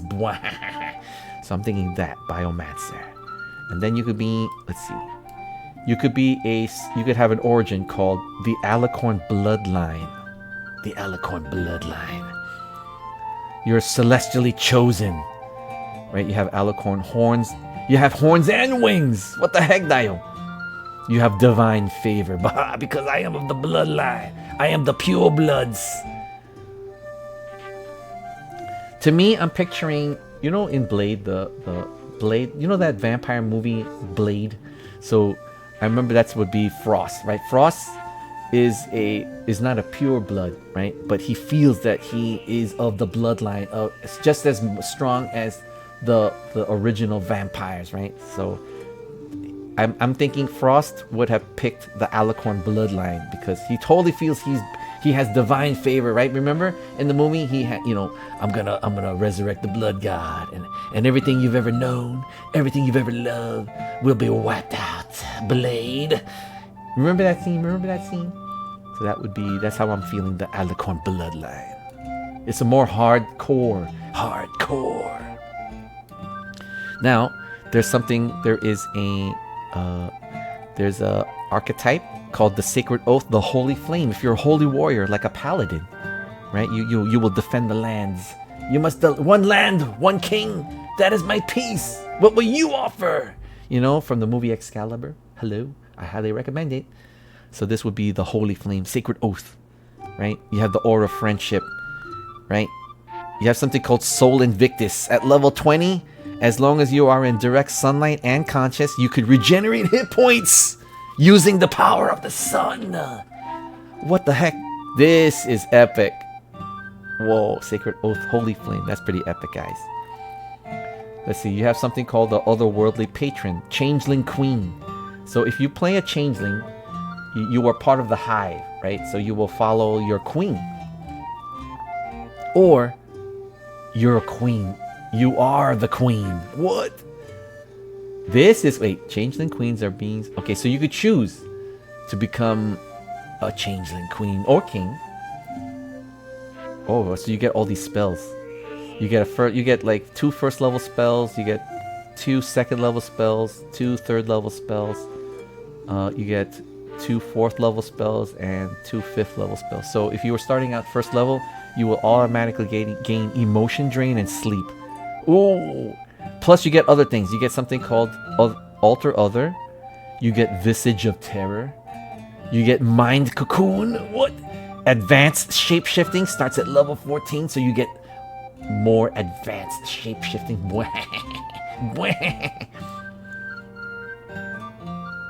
You're sitting on a chair, but that chair's laughing maniacally. You look down, you're like, what the flip? Do you understand? Do you roll comprehension? You don't get it. You rolled a 10. You're like, why is my chair laughing maniacally? What's going on here? What's going on? As you look down below. Alright, so you get something called Eldritch Invocations. So these are feats and class, right? So this whole chapter is class archetypes, feats, things that will help further develop your character. So there's Eldritch Invocations. You have something called Hidden Heart, Tongue of Chaos, Ritual of the Lunatic, Lightbringer. You have Lightbringer, Chains That Bond. Right, so that's all chapter 3. What the heck? Chapter 3, okay, I'll be honest, guys. What we just went over, all the feats and origins and archetypes and invocations, right? Usually, it's going to be 265 pages worth of reading. And we only have it in just a couple of pages. Man, it's written so... It's so compact, right? But yet it's very well paced, right? And some of the ideas just really helps really spark your imagination. Right out the gate, I was thinking Cult of Discord, right? I have my Batmanuel character, my Yakistan character, my Borat, right? And then I was thinking of maybe like my zebra character, right? With Boomerang, you know, like living in the jungles or something like that. You know, in the jungles of Equestria. You know, adventures there. It's kind of like a Indiana Jones-ish kind of character. This is my zebra character. So there's many springboards of wonderful ideas. Okay, so let's look at chapter 4. So chapter 4, we're going to have, okay, and I believe it is the final chapter. So chapter 4 is spells and your items.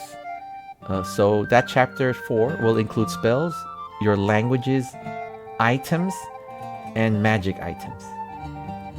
And normally, this section, you know, spells alone is about like 465 pages. You know, if you pick up any kind of role-playing game and you flip to the spell section, it's gonna be, you know, 632 pages of spells, and the items, you know, 86 pages of items, and then 96 pages of magical items.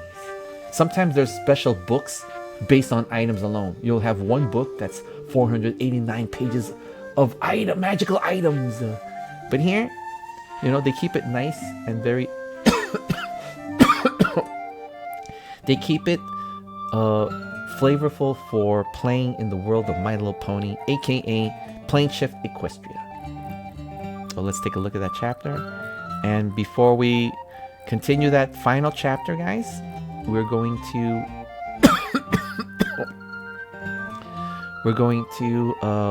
I gotta go to the bathroom, gotta go pee-pees.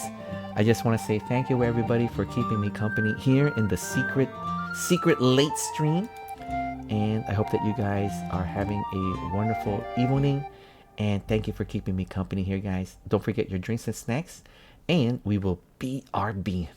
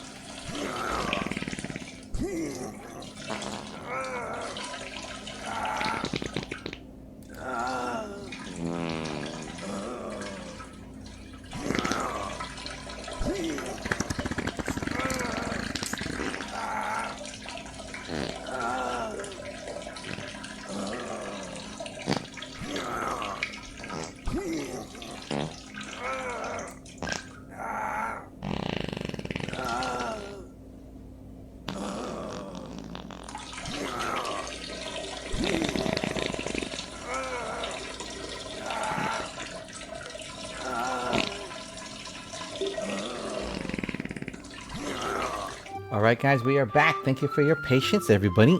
Alright, let's continue the final chapter of... Is it really a book review? I'm just like checking out the book and sharing, you know, and sharing like whatever happens. You know what I'm saying? Do you know what I'm saying? So right now I'm thinking Batmanuel. Right, so let me see. Let's go to the spells here. Alright, so now we have the spell section. Alright, so the spells here are not in the Dungeons and Dragons main rulebook for 5th edition. You could use the spells there. The spells here will not show up there. The spells in this are for the My Little Pony spells, and I would highly recommend pick these spells, and if you have one slot left, you could pick the Dungeons and Dragons spells also. Or, but then again, you guys could just totally ignore this section and pick, the Dungeons and Dragons official spells and stuff like that. But, I would say to make it more fun, like pick some of these, and then as you level up, you could choose, because it's really not a lot, right? There's not a lot of spells here, right? These spells are only part of this. So let's just say, hold on. Let's just say that there's a spell called Apples to Oranges, right? So there's not a lot. Like there's apples and oranges, there's cloud walking, animate rope, emotion drain, there's horn hand, right? So let's just say I pick, let's say if I'm able to pick all the spells here, whatever slots I have left over, of course, you'll be picking from the official Dungeons and Dragons spell list, okay? So, but if you get all these spells, then you are at least utilizing the full flavor of playing in the My Little Pony campaign, the world. So there's apples to oranges. You have to be a bard, a druid, a sorcerer, a warlock, or wizard. Is one of the requirements, and it is a 2nd level transmutation spell. Hello, apples to oranges. You transmutate, turning apples to the oranges, or maybe backwards too. So you have the format is just like Dungeons and Dragons 5th edition. There's a casting time, right? Is how many actions it take. You have a range, right? So this one is 60 feet. You have your components, whether it's verbal, somatic, or I forgot what the M was. So verbal, somatic. Sorry guys, the gamer subs again. Is it mechanical, guys? I forgot. Somebody tell me. So spells. Okay, what is a spell component? For those of you who don't know, so when wizards. Okay, when Gandalf raises his wand, that's the mechanical aspect, right? And then he says, "You shall not pass," when he's facing the Balrog. So that's a verbal component. When he slams the ground, right? Would that be some? So when he slams the ground with the staff, that motion is somatic, right? So he's using 3 components to cast the "You shall not pass" spell against the Balrog that's before him on the bridge, and then the Balrog cannot pierce through that shielding. It's like that. So that would be an example of a verbal, somatic, and mechanical. I think somatic is movement. Mechanical is if you're using a device, I think, right? But you know what? Let's just go with it, right? M is mechanical, so you're holding a wand, right? So, okay. So Harry Potter, right? So Harry Potter uses mechanical and verbal. So he's waving the wand, but then he's using motion. So I'm guessing, okay, let's start over. So Harry Potter and all the characters in the Harry Potter universe, they use wands, right? They wave them in a particular way, so that's somatic. And then there's the verbal aspect. So they use all 3 components. So verbal, somatic, and mechanical, right? So basically movement, an item, and they say something. So that's Harry Potter, right? Expelliarmus, and then they wave the wand or snap it with their wrist, and then the spell zaps out. So it's like that. So it also has duration. So going back to the format, the formatting literally matches exactly the Dungeons and Dragons 5th edition rule set. So it's not going to be this homebrew set of rules. Okay, I've seen some homebrew rules of Dungeons and Dragons 5th edition. Wait, let me reword that. I've seen other kinds of Dungeons and Dragons 5th edition homebrew rules, but they don't really copy. I don't know why you would not default to the format of the actual rules, right? So this one, is similar to the format, so that way it doesn't, like jar you, right? It makes everything feel more unified in terms of stylistic presentation. Do you know what I'm saying? Quick, roll for perception check. Dang it, I wasn't able to perceive. All right, there was somebody. I could have sworn there was something behind that building right there. I could have sworn. I don't know. I don't know. That's very sussy. I feel, there's something sussy's going on around here. Quick, let's roll intelligence. Roll your intelligence. And this is a hardcore roll. 6, you have an intelligence of 11. Please mark that down on your character sheet. Thank you very much. Right, so there's cloud walking, animate rope. See what other spells are. There's emotion drain. Well, that's pretty good. You could be a cleric. The requirements is you're either a cleric, druid, sorcerer, or warlock. It's a first level necromancy spell, and it's emotion drain. Nice. You get horn hand. You get share memories. Everybody, this is really powerful. Reincarnation. It's a 5th level druid spell, and it's transmutation. So the spell is the same as in the player handbook, but needs a new table of races. So the new races are the My Little Pony races: changeling, griffin, ponies, right? Hippogriffs, etc., etc. Right. So now we're in the rare languages section. So there's, let's see, Carnivoran, Infernal, Breezy are the scripts. You get language like Terran, Infernal. Right, so for example, Infernal is devils and demons. Sylvan are breezies. Other fae. There's Batanese. it's like Japanese. It's like Batanese. So there's Batanese, Unicornian, right? There's a Unicornian base. So if I was a bat, what language would I want to pick? Oh no, these are the rare and exotic languages. I gotta have at least a rare if I'm gonna be that charming. If my Batmanuel character is very charming, like, hello there, ladies. My name is Batmanuel. I am an adventurer for hire. I could help you find your missing treasures. Come, let me join your group, your adventuring party. And then let's see. I speak a secret language. I have my own secret language. I have Batanese. Let's see, Batanese. Sounds funny. I think Batanese sounds hilarious. What else language is there? Wow, it's only 1 page, guys. 1 page of languages. In other role-playing games, the rare language section is 93 pages worth of exotic languages that you could choose from. So right out the gate, I'm thinking Batanese. Batanese or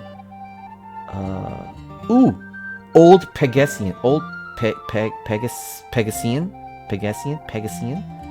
Old Pegasus. Old Pegasian. Pegasian. Old Pegasian. Wait, Pegasus. Pegasian. Old Pegasian. Dang it. So there's Old Pegasus, Old Pegasian, and it is an ancestor of the Batanese language plus modern language. So to me, I'm thinking like Shakespeare. So Old Pegasian language is like forthwith. Greetings, forthwith. Mayhap the morrow be the sun shine across thy riverbeds, my lady, like that. At least that's how I'm thinking it. So I'm stuck between Old Batanese and Old Pegasian as my rare language. Here we go.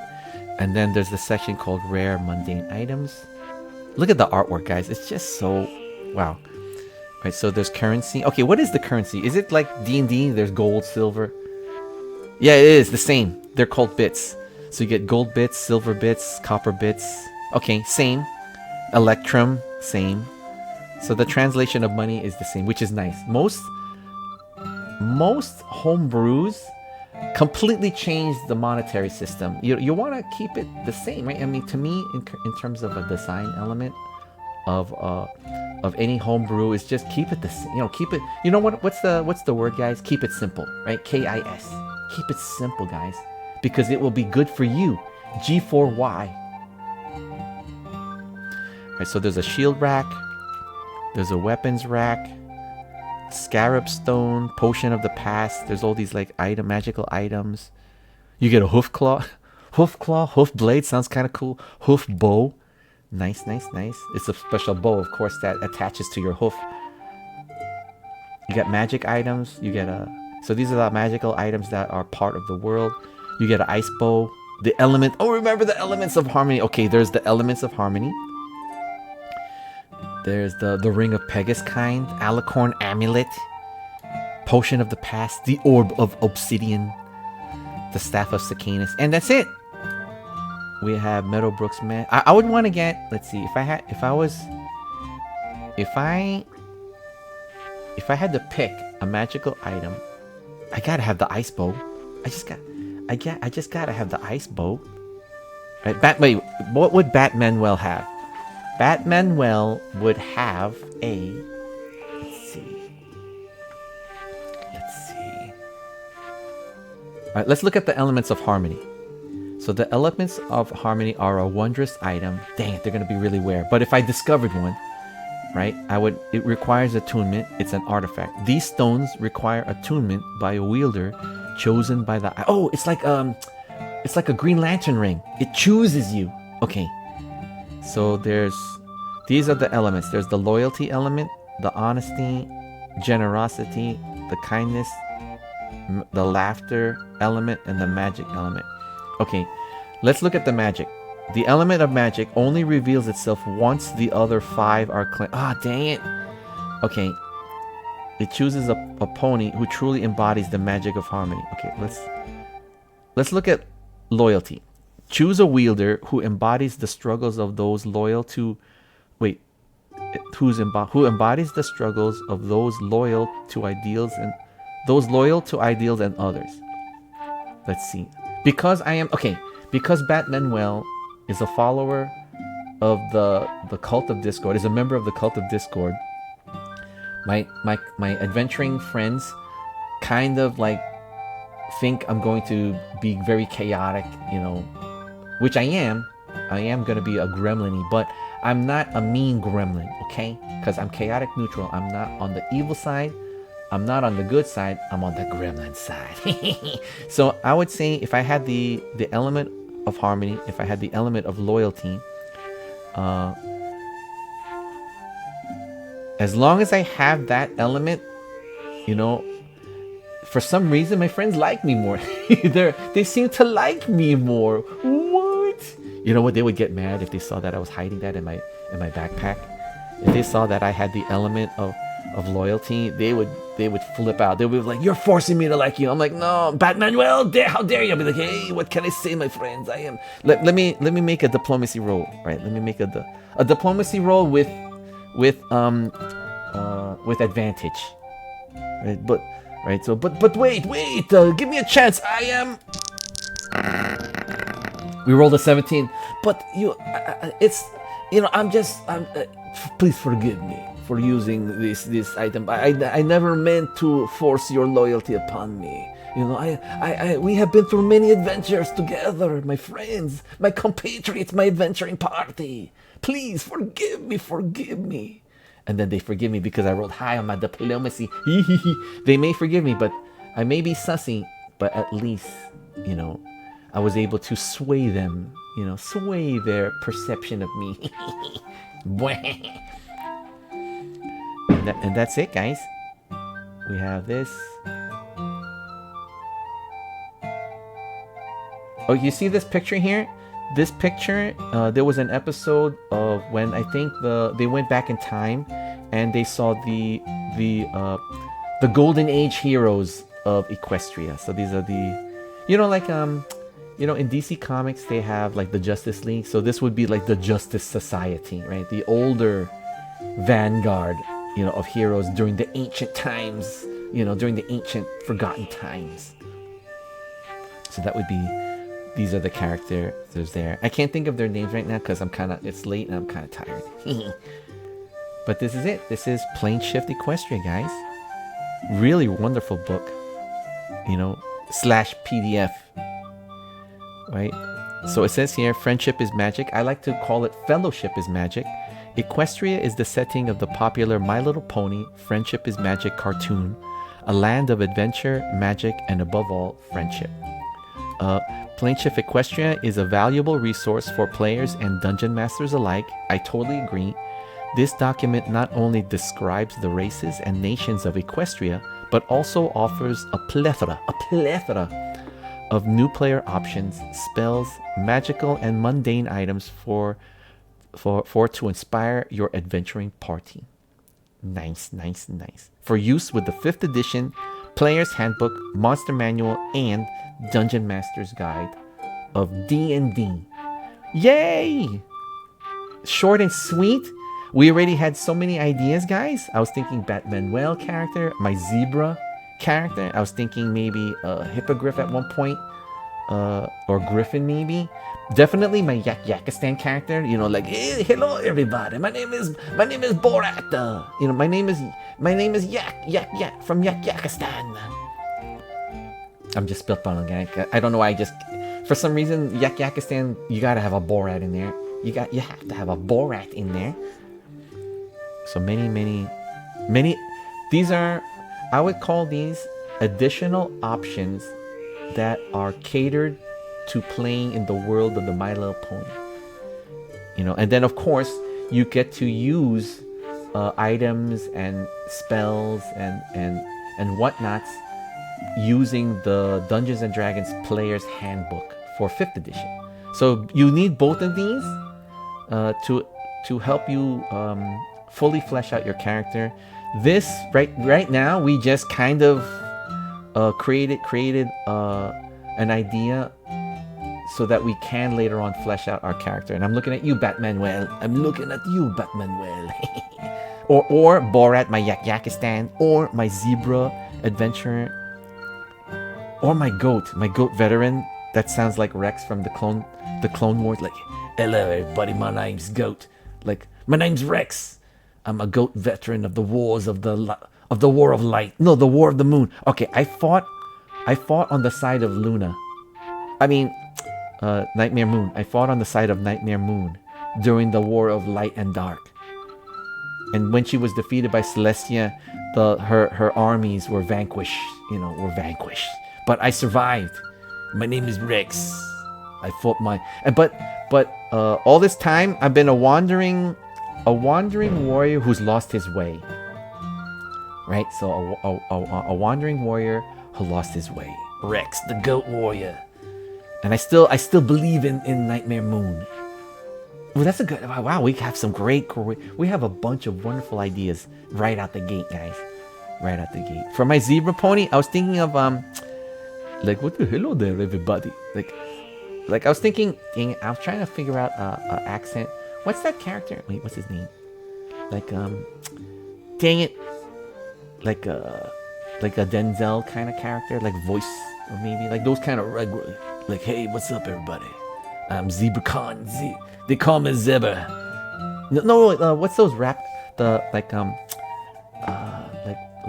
there's P Diddy, like P Zippy. My name is Pony Zebra. P Zippy. What? Yo, what's up, everybody? My name's P Zippy. And he like, oh, my zebra character is a musical art. No. He's just from the streets. Not from the streets. He's from the wilds, because they come from the woods, right? He's from the, you know that meme where she belongs to the streets. So my meme is she belongs to the woods. She belongs to the woods. We just came up with an idea for our zebra character, P Zippy. Yo, what's up, everybody? My name's P Zippy. I come from the woodlands south of Equestria. Yo, you guys looking for adventure? Look no further. I could help you out, guys. I can make potions. I could craft things. I'm a Minecrafter. You know, I got flint. I got steel. Yo. Call me P Zippy. We already got an idea. We got an idea for a zebra character. Dang it, I want to play. I want to play now. I want to play My Little Pony Dungeons and Dragons. Dang it. I'm having fun. Quick, roll. Quick, we need to roll our... Quick, roll your statistics, guys. 1, 2, 3. Roll your strength. 4, 5, 6, 7, 8. You have an 8 strength. please mark it in your character sheet. All right, so we have great ideas, guys. This is a wonderful PDF. Wow, this is just fantastic. Right, let's just take a look again, guys. We're going to take a look here. So this is the cover. It is currently updated as of August 20, 2023. So I haven't really checked if there's any updates, but you know, this alone, I think it went through like maybe like 6 or 7 updates, and this is the most current that I have. I don't know if there's a 2024 or 2025, but you know what? To me, it feels it doesn't matter because there's so many fun things in it. So this is D&D. We're going to close our enjoyment/book review of D&D Planeshift Equestria, a D&D homebrew of rules. So everything you need to play in the world's greatest role-playing game in the high fantasy world of Equestria, aka My Little Pony. It's not a lot of pages, guys. Normally, I've seen homebrews where one chapter, here's one chapter, right? And I cannot stress this enough. There's one chapter on religion, right? So most role-playing games will have, for the religion section, at the best case scenario, 96 pages of religions that you could pick from. Worst case scenario, there's a separate book supplement that has 432 pages of religions for your enjoyment. So here, one page, it's very to the point, right? You have a cult of hardcore followers. You have a cult of followers for the force of good, basically Sith and Jedi, kind of, maybe light and dark. You have some kind of like a religion that is kind of like the X Factor, like that's the cult of Rebdar, right? So there's one religion where you don't know good or bad, it's chaotic, right? Then there's the cult of Discord, where that's truly chaotic. You have the Four Winds, where if you're a traveling nomad, right? There's a religion based on the Wanderlust. So very, very, right? It may not be 965 pages of religions, but there's enough here that literally sparks the imagination. Hello, guys, right? It really sparks the imagination. So, for example.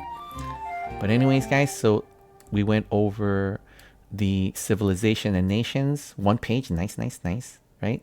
So let's go it over again. So this is the homebrew rules that you could use to play My Little Pony, aka Equestria, aka My Little Pony, in the Dungeons and Dragons 5th edition. So you guys, I'm sure you guys know My Little Pony, right, guys? Or else you wouldn't be here like checking out, if you know, like, hey, I want to play this D&D like this. So there's Equestria, right? I'm just gonna spitball some areas. There's Cloudsdale. Imagine adventuring in Cloudsdale or hanging out in Canterlot. My idea, I want to explore the vast empire, the vast crystal empire, right? There's going to be lots of dangers and treasures hidden there. Or you want to, like, you know, explore. You got kidnapped and now you're trying to escape the changeling hive, right? You got kidnapped, you wake up, you're about to be like sacrificed, right? But, you know, can you escape the deep underdark of the changeling hives? Right, so you got that. You have there's Sequestria for those of you who want to be underwater adventures. You could visit the capital of Griffinstone, you know, where all the flying bestial creatures are, right? There's the Griffin Kingdom. So just for an idea, if you guys want to play more in the ancient times of My Little Pony, you could be part of the war of the sun and moon, right? The sun and moon waged the war for like many years, right? So the war between Nightmare Moon and Celestia. Of course, I would be on the Nightmare Moon side. Hello, I would be fighting for the moon, right? I would be fighting for my lady. So you could be part of that during the ancient times. If you want to go like that, it's kind of like if you were playing a Star Wars role-playing game, you want to play during the Old Republic, right? Is that what it's called? Yeah, you want to play during the times of the Old Republic. So that's what this would be. We looked at chapters for the different races. You could be ponies, of course, right? Different subgenres of ponies. Sea ponies, flying ponies, right? Normal ponies. There's also like other side races like elks, You know, Haruka. You could play a Haruka. You could play a Beast Man. There's Kirin. My favorite ones that look really cool, Griffins and Hippogriffs. Right? There's a Yak in there. You could play Yak from Yakistan. You could play a Changeling. You could play a Dragon type. Right? You could play a Diamond. You could play a Dog. Right? So there's enough here to just have fun with. Let's see. There's not a lot of spells, but there's enough that will add flavor for the My Little Pony. I'm guessing the rest of the spells you could pick from the Dungeons and Dragons Player's Handbook. Or you could look at one of their special spell supplements that has over 983 pages of spells, all for your enjoyment. I like the little choices of archetypes that we saw. We've got the Alicorn Bloodline sounds really cool, and the Sacred Oath of the Holy Flame sounds pretty powerful. I love the Otherworldly Patron, Changeling Queen or Changeling King. I think we'll stick with Queen because I'm thinking Hive Queen, right? So you could be a Changeling Queen. There's not a lot of spells, but there's just enough here to make it flavorful, and there's just enough rare languages to make it flavorful. Mundane items, magical items, there's just enough, right? Because in the Dungeons and Dragons Player's Handbook, I think magical items is like, I think 62 pages of magical items. So, but there's just enough here just for a fun flavor, just to get started in. Hopefully will be your wonderful exploration and adventures, high and low, of the My Little Pony universe. All right, that's it, guys. Let's get back to the cover. I love this. This is just fantastic. This PDF is just absolutely fantastic. And then once again, let me showcase you the dice that you will need to play this game. So if you could go to your local game store, just ask them, do you have any role-playing game dice? You should have something that looks like this. You'll have a 4-sided dice, a 6-sided dice, a 8-sided dice. You'll have a percentile dice. You'll have a 12-sided dice, and you'll have a D20, a 20-sided dice. So it'll look like this. And that's it, everybody. Let's get into the goober, and we will wind our stream down. Here we go. Whoosh, whoosh, whoosh, whoosh, whoosh, whoosh. All right, guys. Let me just exit out of these. This was so much fun. All right, everybody. Thank you, everybody, for keeping me company here in the Cringe. Thank you for supporting not only my Twitch channel, but thank you for supporting my YouTube channel. This stream is gonna be uploaded on my YouTube channel as a video in about, like, I don't know, like, let's just say like 10 hours or something like that. So you guys could check it out there. I hope. I'm still learning how to do book review streams, but I don't want to do it like a regular book review. I want to share what makes the books and PDFs and scripts and things, that you read exciting for me. So I just want to share my excitement for some of my books that I read and scripts and rules and basically books. My reading, basically my version of the reading rainbow that I want to share my enjoyment with you. So I'm still learning how to format it in a way to make it even more funner for you guys to enjoy. But hopefully this is a great beginning, and I want to work. We're going to do more book review streams. I'm just trying to get better at this. So we're going to get better, guys. Like, for example, I forgot to do my introduction. I wrote a version of the Streaming Rainbow. Hold on. Here, I have this here. I have it here. Let me at least pitch it to you guys. It's my... You guys know the Reading Rainbow. Okay, there was a show called Reading Rainbow that was a show that promotes books, like book readings, basically books, fun books, right? To people who don't like to read books, maybe. So it helps inspire people to want to try out these like fun books. So there was a show called Reading Rainbow, and I wanted to pitch that idea, but I rewrote it so it's like So I forgot to do my opening intro. So next time we'll do better. But this is what I got so far. It goes, VTubers in the sky. We can stream twice as high. Take a look, it's in a book, a streaming rainbow. We can stream anywhere. Do follow us, subscribe, no fuss. A streaming rainbow. We can stream anywhere. Let's read a book, let's get you hooked. A streaming rainbow. A streaming rainbow. So that's what I got so far. Right? So I forgot to sing that intro, which would have made it more funner. But we'll get better in the we'll get better for next book stream, okay guys? Okay? Alright everybody. I just want to say once again, thank you for keeping me company here in the cringe. I hope that you guys enjoyed the stream, but more importantly, I hope that you guys are having a wonderful day. I hope you're having a wonderful evening. Okay guys? Okay? Take good care of yourself. Take good care of each other. And I hope to see you guys next time. So long, farewell. It's time to say goodbye. Goodbye. Goodbye. Good. Bye.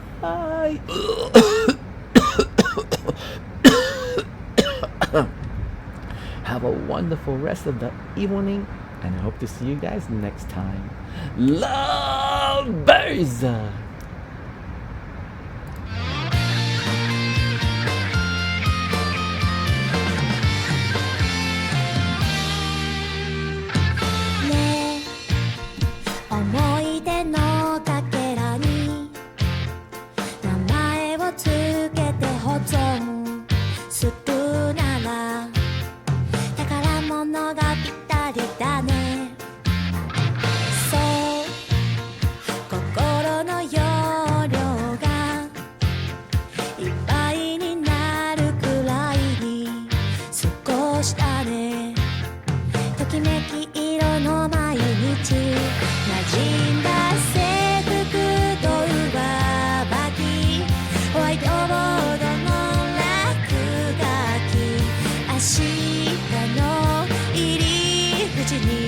置いてか